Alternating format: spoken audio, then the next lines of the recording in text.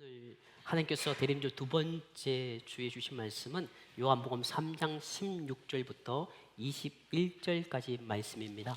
제가 이 말씀을 봉독할 때 경청하시기 바랍니다. 하나님이 세상을 이처럼 사랑하사 독생자를 주셨으니 이는 그를 믿는 자마다 멸망하지 않고 영생을 얻게 하려 하심이라. 하나님이 그 아들을 세상에 보내신 것은 세상을 심판하려 하심이 아니요 그로 말미암아 세상이 구원을 받게 하려 하심이라. 그를 믿는 자는 심판을 받지 아니하는 것이요 믿지 아니하는 자는 하나님의 독생자의 이름을 믿지 아니하므로 벌써 심판을 받은 것이니라. 그 정죄는 이것이니 곧 빛이 세상에 왔을 때 사람들이 자기 행위가 악함으로 빛보다 어둠을 더 사랑한 것이니라. 악을 행하는 자마다 빛을 미워하여 빛으로 오지 아니하나니 이는 그 행위가 드러날까 함이요 진리를 따르는 자는 빛으로 오나니 이는 그 행위가 하나님 안에서 행한 것임을 나타내려 함이라 하시니라. 아멘. 코로나 이전에 여인들이 남자에게 듣고 싶은 말이 무언가를 조사한 적이 있다고 합니다. 그 중에 물론 사랑해요, 고마워요 그런 말이 있는데 저 위쪽에, 그러니까 꽤 높은 순위에 있었던 남자에게 듣고 싶은 말이 택배 왔습니다 라는 겁니다. 물론 이거는 남녀를 통틀어서 듣고 싶은 말이시요 누군가로부터 선물을 받을 때도 마찬가지입니다. 내가 당신에게 선물을 보냈습니다 라는 말을 문자나 전화로 받았을 때 그 기간이 얼마나 여러분들이 기쁠까요? 자, 그런데 그 선물을 받고 난 뒤에 우리는 이미 선물 때문에 기뻐해야 할 존재됨을 우리가 지금 나누고 있는 시간이 대림절 기간입니다. 오늘은 가장 귀한 선물 시리즈 두 번째 시간 선물 도착이라는 제목으로 함께 말씀을 나눕니다. 지난 한 주간 우리가 여러분들 말씀 가운데 함께 했는데 지난주의 말씀 기억하십니까? 지난주에 우리가 어떤 말씀을 나누었는가 하면 영적으로 깨어 있어서 등과 기름을 준비하여 내가 정말 성령 안에서 깊은 삶을 나누고 그리고 하나님과 매일 교제함으로 말미암아 하루하루를 살아감으로 기다려야 된다라고 말씀을 배웠습니다. 사랑하는 성도 여러분, 그런데 말입니다. 실상은 그런 삶을 살기가 무척 힘이 드는 세상임을 우리가 인정할 수밖에 없습니다. 요즘은 너무 힘든 상황입니다. 모두 다 지쳐 있습니다. 모두 다 외롭고 힘들다고 합니다. 최근에 한 성도님들 이렇게 대화해 보면 밤에 일이 없다고 합니다. 일찍 퇴근해야 되고 늦게 출근해도 될 정도로 모든 회사들이 문을 닫고 있는 상황이라고 하지요. 만나는 사람마다 물가가 너무 올랐다고 이야기합니다.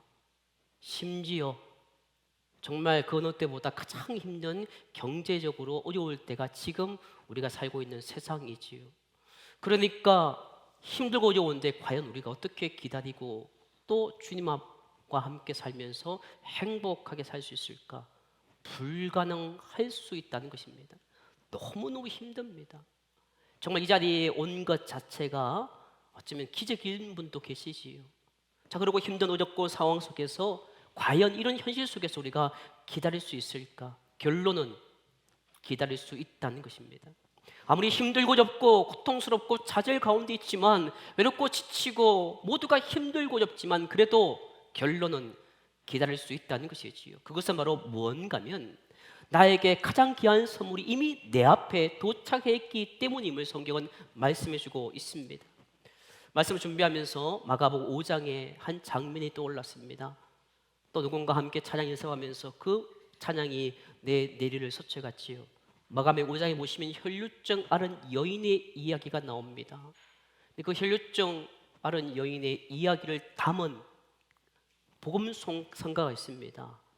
그 복음성가의 우리 영상을 우리 1분 한 40초 정도 되는데 함께 영상을 보도록 하겠습니다. 오래전부터 날 누르는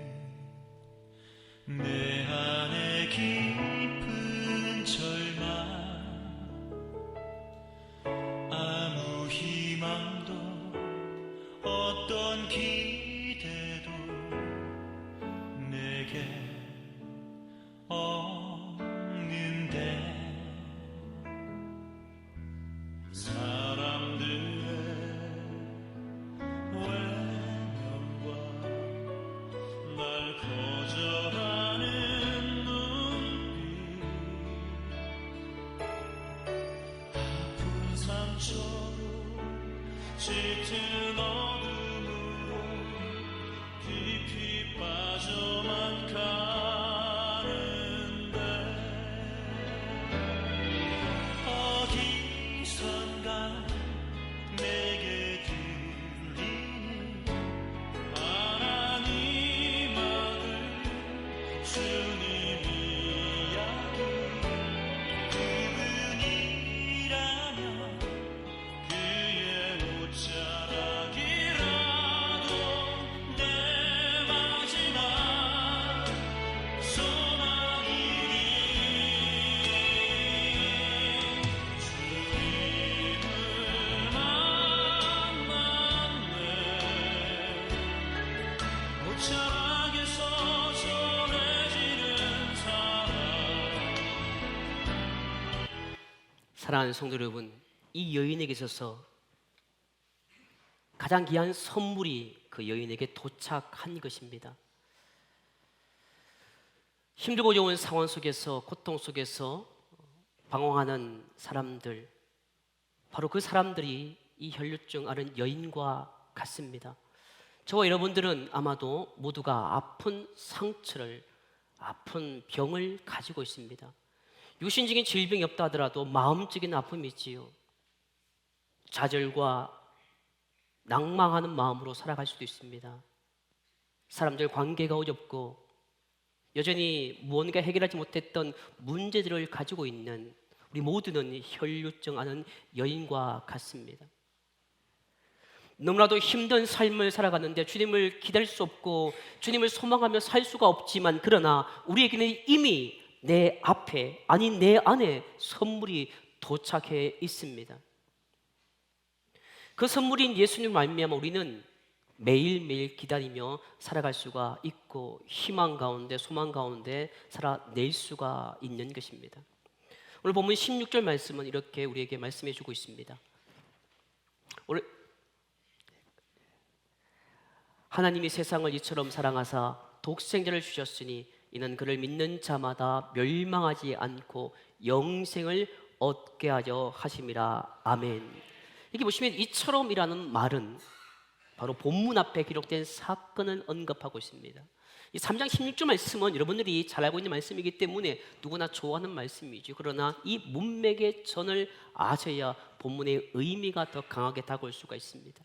물론 이 본문은 예수님과 니고데모라는 사람의 대화 속이지만 이 본문의 이야기는 민수기 21장의 내용을 간단하게 설명하고 난 뒤에 본문의 상황인 것이죠. 자, 오늘 본문의 상황은 광야에서 모세가 노뱀을 높이 든 사건을 비유한 민수기 21장의 내용인 것입니다. 이스라엘 백성들은 애굽에서 400년 이상을 애굽 땅에서 포로로 살았습니다. 모세의 정말 놀라운 리더십으로 하나님의 10가지 재앙을 통해서 그들이 이제 광야로 향하지요. 자, 그런데 그들이 호르살에서 출발합니다. 이스라엘 백성이 이제 장정만 60만 명이니까 200만 명 훌쩍 넘는 사람들이 광야를 지나갑니다.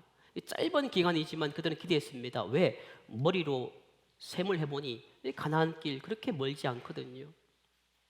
그래도 그들은 알았던 것입니다. 한 길어봤자 뭐 3일 길, 뭐 좀 더 길으면 한 6일 만에, 일주일 만에 갈 수 있는 길이라고 생각했던 것이었지요.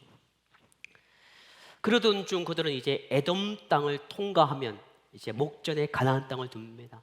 쉽게 말씀드리면 여러분들이 이 진주 땅에서 여러분들이 저 러시아를 가고 유럽에 가기 위해서 가장 빠른 길 여러분들이 북한 땅을 지나가는 겁니다. 그러면 여러분들이 거기서 쭉 옛날 만약에 대륙기차가 생긴다면 그대로 지나갈 수 있지요. 그런데 이 북한 땅을 통과하지 못하는 우리는 돌아서 우리의 목적지를 가게 되지요. 마찬가지입니다. 에돔 땅을 지나가면 바로 가나안 땅인데 하나님이 에돔 땅 지나가기 못하시겠습니까? 아니 10가지 재앙을 내리셨던 하나님이 그까지 에돔 왕 설득해도 그만이지요. 아니 다 물려쳐도 괜찮습니다. 근데 하나님이 그리하지 않으셨던 것입니다. 에돔 왕을 설득하지 않았던 것이지요. 오히려 에돔 땅을 두고 멀리 돌아가게 만든 것입니다. 그것 때문에 이스라엘 백성들은 불평하기 시작합니다. 지금까지만 하더라도 좀 쉽게 갈 수 있다고 생각했는데 돌아가니까 이제 힘이 드는 겁니다. 아니 모세의 리더십으로 그렇게 10가지 재앙을 다 물리치고 그렇게 기쁨으로 갔던 그들이 돌아가니까 마음이 상했던 것이지요. 중요한 것은 마음이 상하면요, 여러분 마음이 다치면요 말이 들리지가 않습니다. 마음이 다치면요 남편의 말이, 아내의 말이, 부모의 말이, 다른 사람의 말이 들리지가 않는 것입니다. 그들은 이미 마음이 상했습니다. 그래서 백성들이 원망하고 불평을 합니다. 하나님께서 불뱀을 보냅니다. 여러분 신기하지 않습니까? 불뱀을 보냈는데 불평하는 사람과 불만 터뜨리는 사람만 물어버립니다. 이것도 기적인 것이지요. 그렇게 불평하고 불만하는 사람들을 불뱀이 물게 되자 제가 모세라면 어떤 마음이 들까? 그런데 모세는요 그 와중에도 정말 진정한 리더입니다. 하나님께 기도합니다. 하나님 범죄한 이 백성을 용서해 주십시오. 그리고 저 불뱀들을 멀리 해 주십시오라고 간곡히 기도합니다. 그러자 하나님께서 또 모세의 기도를 들어주시고 이제 놋뱀을 보내서 이 놋뱀을 쳐다본 사람은 다 살리라는 하나님과 모세의 약속을 하지요. 그래서 모세가 이제 그 하나님의 명령에 순종해서 놋뱀을 장대 위에 높이 다는 것입니다. 여러분이 그 자리에서 저를 바라보고 고개를 드는 것이 힘들까요? 어려울까요? 똑같은 말이지만 힘듭니다. 쉽지가 않습니다. 여러분들이 정말 힘들면 고개를 약간 드는 것도 무지 힘듭니다. 그런데 내가 지금 죽게 생겼는데 정말 내가 너무너무 힘든데 모세가 나타나서 자 여러분 불뱀에 물린 여러분들이요 자 높이 장대에다가 놋뱀을 달 테니까 그 놋뱀을 쳐다보면서 합니다라고 하면 그래도 들어야 되지 않습니까? 아니 평소에는 고개를 못 들다 하더라도 그래도 내가 지금 죽게 생겼는데 내가 지금 병들어 가는데 아니 그거 그까짓 거 뭐 힘들까 생각하는데 여러분 신기하게도 고개를 안 듭니다. 믿지 않는 것이 있습니다.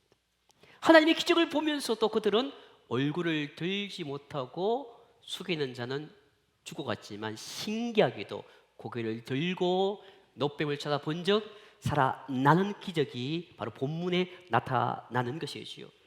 하나님께서 독생자 예수님을 이 땅에 보내주신 것이 바로 그런 사랑이라는 것입니다. 누구 때문에 범죄한 자들을 심판하셨습니까? 자기 때문입니다. 그들이 불평하고 그들이 원망하니까 그들이 원망과 불평을 하나님께서 심판하기 위해서 불뱀을 보내신 것입니다. 그런데 하나님이 놋뱀을 보내주셔서 그들을 살리신 것처럼 우리 때문에 우리가 죽어가야 할 우리 때문에 독생자 예수께서 이 땅에 오신 것이 바로 놋뱀을 장대 위에 높이 단 것처럼 예수님이 십자가에 높이 달게 함으로 우리가 살아났음을 말씀해 주고 있는 것이 바로 본문에 나오는 배경인 것이지요. 하나님께서 예수님을 이 땅에 보내주신 것은 바로 모세가 놋뱀을 높이 달아서 죽어가던 사람을 살리셨던 것처럼 예수님께서 십자가에 달리심으로 말미암아 우리에게 죽어갈 수밖에 없는 우리에게 영생을 덤으로 주셨음을 말씀해 주고 있는 말씀이 본문의 말씀이지요.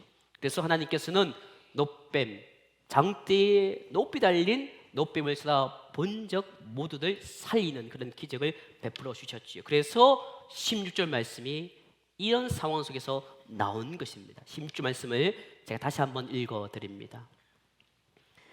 이는 하나님이 세상을 이처럼 사랑하사 독생자를 주셨으니 이는 그를 믿는 자마다 멸망하지 않고 영생을 얻게 하려 하심이라. 아멘. 사랑하는 영락의 가족 여러분, 여러분들은 이미 가장 귀한 선물이 도착해 있음을 믿으시길 주의 이름으로 간절히 축원합니다.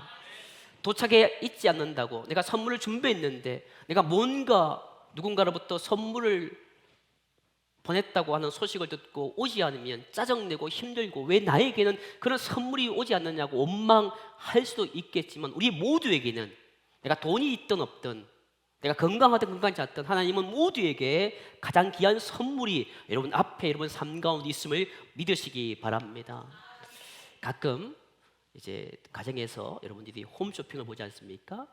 홈쇼핑 보면 싼 거는 괜찮습니다. 근데 비싼 그런 밍크 코트와 막 그런 어떤 정말 브랜드의 옷이 이렇게 나오는데 그것을 파격 세일한다고 합니다. 저희들은 잘 모르니까. 근데 여자들은 알지 않습니까? 사고 싶을까요? 안 사고 싶을까요? 사고 싶지요. 그러면 어떻습니까? 사고 싶은 상황이 되면 그대로 딱 하는데, 마음은 사고 싶은데 돈이 없으면 얼마나 힘들어요. 왜 나에게는 저런 밍크 코트를 살 수 없을까? 왜 나에게는 저런 가방이 없을까? 왜 나에게는 저렇게 귀한 것이 내 것이 되지 않을까? 나에게는 저런 선물이 없을까? 원망하는 것이 세상의 상황이지만, 그러나 우리에게는 말입니다, 내가 가난해도요, 내가 약해도요 상관없습니다. 우리 모두에게는 공평하신 가장 귀한 선물이 이미 내 눈안에, 내 눈앞에, 내 마음 안에 있음을 믿으시기를 간곡히 주의 이름으로 축원합니다. 근데 그 선물은 우리의 노력으로 된 것이 아닙니다. 우리는 그 선물을 다 도착을 했는데 그 선물을 내 노력으로 된 것이 아님을 말씀해 주고 있는 것이지요. 그저 하나님께서 우리에게 예수 그리스도라는 독생자 예수를 그저 우리에게 선물로 주셨다라는 것입니다. 근데 그 선물을 감사함으로 받으면요, 하나님께서 영생을 보너스로 주시는 것입니다. 선물이 도착했음을 믿고 그 선물을 받으면 하나님께서는 덤으로 영생을 주신다라고 말씀해주고 있는 것이지요. 사랑하는 성도님 여러분, 우리 모두는 하나님의 선택을 받았음을 믿으시기 바랍니다. 여기 있는 모든 분들이 하나님의 선택을 받았던 것입니다. 선택받은 우리에게 하나님의 가장 귀한 선물이 여러분 앞에 도착해 있다는 것이지요. 17절 말씀을 제가 읽습니다. 하나님이 그 아들을 세상에 보낸 것은 세상을 심판하려 하심이 아니요 그로 말미암아 세상의 구원을 받게 하려 하심이라. 아멘. 하나님 아들이 오셔서 안 믿는 사람들을 심판하는 것이 아닙니다. 심판으로 오신 게 아니라 구원을 주려고 오셨다는 말씀이지요. 그래서 예수님은 또 이렇게 18절 말씀에 이렇게 말씀해 주고 있습니다. 그를 믿는 자는 심판을 받지 아니하는 것이요 믿지 아니하는 자는 하나님의 독생자의 이름을 믿지 아니함으로 벌써 심판을 받은 것이니라. 아멘. 자, 무슨 말일까요? 도대체 이 말씀이 무슨 말일까? 믿지 않음으로 심판을 받는 것이 아니라는 것입니다. 이 말씀은 이미 우리는 정죄함의 상태에 있다는 것입니다. 쉽게 말하면 우리 모두는 죄인이라는 것입니다. 우리 모두는 이미 죄 속에 갇혀 있다는 말씀이지요. 그런데 사람들은 이 상태를 인정하지 않습니다. 내가 왜 죄인이냐고, 내가 뭔 잘못했는데, 나는 죄인이 아니야, 나는 죄가 없어. 그러면서 사람들은 이 사실을 모르고 괜찮다고 하며 사는 것이 문제인 것이지요. 아무리 인격적으로 물질적으로 성공하고 잘 산다 하더라도 인간은 결국 불행해질 수밖에 없습니다. 돈이 많다고 건강하다고 마지막에 행복할까요? 그렇지 않습니다. 왜냐고요? 우리 모두는 절망을 향해 가고 있기 때문입니다. 그 불행의 최종적 증거가 뭔지 아십니까? 죽음이라는 것입니다. 돈이 많아도 죽습니다. 건강해도 죽다는 것이지요. 그래서 우리의 불행의 최종적 증거는 죽음이라는 것입니다. 사람들이 기차를 타려고 기차역에 갔습니다.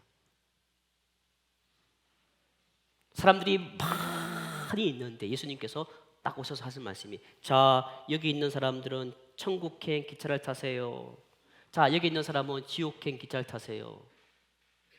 이러면 이런 분들은 혹시 오해하실까?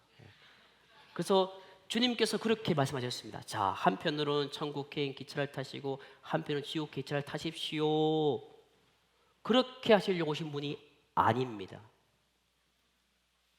이미 우리는 지옥행 기차를 타고 있는 것입니다. 우리는 이미 지옥행 기차를 타고 살아가는데 모두 다 그 기차를 타면서도 모르고 있습니다. 먹고 마시고 즐겁게 살면서 가진 것 많은 자들은 즐겁게 놀며 박수치며 살아갑니다. 그 안에서 웃고 떠들고 있는 것이지요. 그런데 예수님이 오셔서 하는 일이 무엇인가 하면 그 기차를 타고 가는 그들에게 여러분, 이 기차는 마지막에 그 끝이 죽음이기 때문에 빨리 내리세요. 그리고 저 천국의 기차로 갈아타십시오. 그런 말씀을 하시기 위해서 오신 분이 예수님이라는 것입니다. 예수님은 세상을 심판으로 오신 것이 아닙니다. 이미 심판을 향해서 영원한 죽음을 향해 가고 있는 우리들이 그것을 모른 채 살아가니까 노아 시대의 사람들이 먹고 마시고 지금 심판이 오고 있음을 모른 채 살아가는 그들에게 아니야 아니야 방주를 타야 돼 하고 외쳤던 것처럼 우리에게 영원한 심판을 향해 가고 있는 우리들을 구원하러 오신 분이 예수님이십니다. 그 예수님이 우리 모두에게 도착해 있다는 것이지요. 예수님을 믿으라는 말씀은 생명 초청의 말씀이지 안 믿는 사람을 지옥으로 보내는 저주가 아닙니다. 사랑하는 성도 여러분, 하나님께서 보내주신 가장 귀한 선물인 예수님이 이미 여러분의 그심을 믿으시기 바랍니다. 어떤 힘들고 어려운 환경 속에서도 예수님으로 인하여 위로 받으시길 바랍니다. 혈병 앓은 여인에게 있어서 가장 귀한 선물은 돈이 아니었습니다. 그 여인에게 있어서 가장 귀한 선물은 사람이 아니었습니다. 그 여인에게 가장 귀한 선물은 여행이 아니었습니다. 그 여인에게 있어서 가장 귀한 선물은 바로 예수님이었던 것입니다. 그 예수님이 그에게 선물로 도착하니 그는 그 선물을 받아들이니 그 여인은 병도 치유되고 구원의 역사도 그녀에게 임했던 사실이지요. 사랑하는 영락의 가족 여러분, 절망하지 마십시오. 좌절하지 마십시오. 여러분이 힘들고 어려운 상황 속에 살아가지만 포기하지 마시고 좌절하지 마시고 하나님 반드시 여러분들을 회복해 주시고 더 좋은 것들로 예배해 주심을 믿으시기 바랍니다. 구원받은 백성은 오늘만 사는 하루살이 인생이 아닙니다.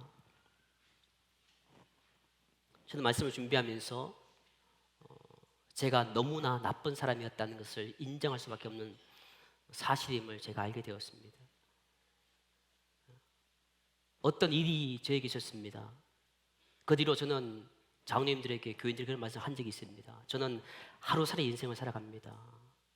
이제부터 저는 하루살이 인생을 살아갑니다. 그래서 두렵지 않더라고요. 그런 말을 하니 어떤 분이 그런 말을 합니다. 목사님, 그런 말씀은 안 돼요. 저는 잘못된 말을 한 것입니다. 아무리 힘든 상황 속일지라도 아무리 어려운 상황 속일지라도 나는 하루살이 인생을 살아가는 것이야 라고 고백하는 것이 아니라 왜냐고요? 오늘에는 기쁨이 많지만 오늘 내가 고통 가운데 있다 하더라도 내일은 기쁨과 즐거움이 있을 수 있고 오늘 내가 기쁘지만 내일 고통과 절망이 올 수도 있는 그런 인생이기 때문에 우리는 하루 인생을 사는 것이 아니라 바로 그런 상황 속에서 하나님을 바라봐야 됨을 말씀해주고 있습니다. 사랑하는 영락의 가족 여러분, 주님께서는 여러분들 한 사람 한 사람을 당신의 손에 새겨다 놓으셨습니다. 매일 당신께서 여러분들의 이름을 불러가십니다. 아무개야 아무개야 하나님이 기억하신다는 말씀이지요. 인도하고 계시는 하나님을 믿으시기 바랍니다. 그러면 말입니다, 슬픔과 역경이 많은 이 세상 속에서 당당히 살아갈 수가 있습니다. 사랑하는 영락의 가족 여러분, 힘들고 어려운 시대를 살아갑니다. 하나님을 기다리고 주님을 소망하며 살아내기가 무척 힘이 드는 세상을 살아가지요. 안으로 밖으로 많은 유혹이 있고요, 어려움이 존재합니다. 지금 또 여러분들이 안고 있는 문제로 고통 가운데 있을 수도 있겠지만 그러나 가장 귀한 선물이 여러분 삶 가운데 여러분 안에 도착해 있음을 믿으시고 매일 주님과 함께 승리하시고 행복하게 매일매일 살아가시는 저와 여러분 되시기를 주 이름으로 간절히 축원합니다. 기도하겠습니다. 이 시간 함께 기도하기 원합니다. 하나님, 힘들고 어려운 상황 속에서 주님 바라보지 못했던 나를 용서해 주시고 이미 나에게는 가장 귀한 선물인 예수님께서 이미 내 삶 가운데 도착했음을 알게 하여 주시고 그래서 매일매일 그것 때문에 행복해하는 우리 모두가 될 수 있도록 이 시간 간절히 하나님께 기도합니다.